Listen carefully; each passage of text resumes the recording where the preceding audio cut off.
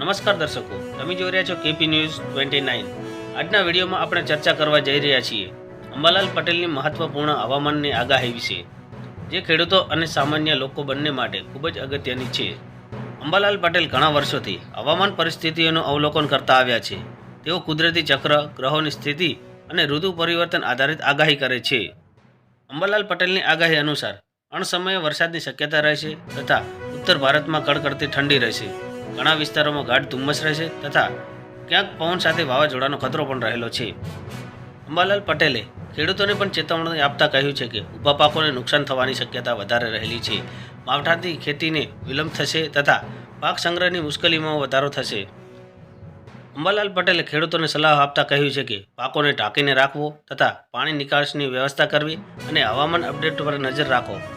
સામાન્ય જનતા માટે ઠંડી સ્વાસ્થ્ય સમસ્યા રહેશે તથા ધુમ્મસથી અકસ્માતોનો ખતરો વધશે। વીજળી અને પવનથી વધારે પડતું નુકસાન થવાની સંભાવના છે। ભલે આગાહી સંપૂર્ણ વૈજ્ઞાનિક ન હોય, પરંતુ ભૂતકાળમાં ઘણા અનુમાનો સાચા સાબિત થયા છે। અંબાલાલ પટેલ કોઈ વૈજ્ઞાનિક નથી, પરંતુ તેમનો અનુભવ બોલે છે અને અનુભવના આધારે તેઓ આગાહી કરતા આવ્યા છે। આજ સુધી કોઈ પણ આગાહી તેમની ખોટી પડી નથી। 90%થી વધારે તેમની આગાહી સત્ય સાબિત થઈ છે। અંબાલાલ પટેલે કહ્યું છે કે 25 ડિસેમ્બરથી લઈને 31 ડિસેમ્બર સુધી વાદળછાયું વાતાવરણ રહેશે તથા અમુક વિસ્તારોમાં સામાન્ય વરસાદ થશે તથા ઠંડીના પ્રમાણમાં વધારો થશે। આ સામાન્ય વરસાદને લઈને કચ્છ, નલિયા જેવા વિસ્તારોમાં વધારે પડતી ઠંડીનો અનુભવ થવાની શક્યતા વધુ રહેલી છે। અંબાલાલ પટેલે વધુમાં આગાહી કરતાં કહ્યું છે કે 1 જાન્યુઆરીથી લઈને 5 જાન્યુઆરી સુધી દરિયાઈ વિસ્તારોની અંદર વાવાઝોડા સાથે વરસાદ ફૂંકાવાની સંભાવના વધારે રહેલી છે।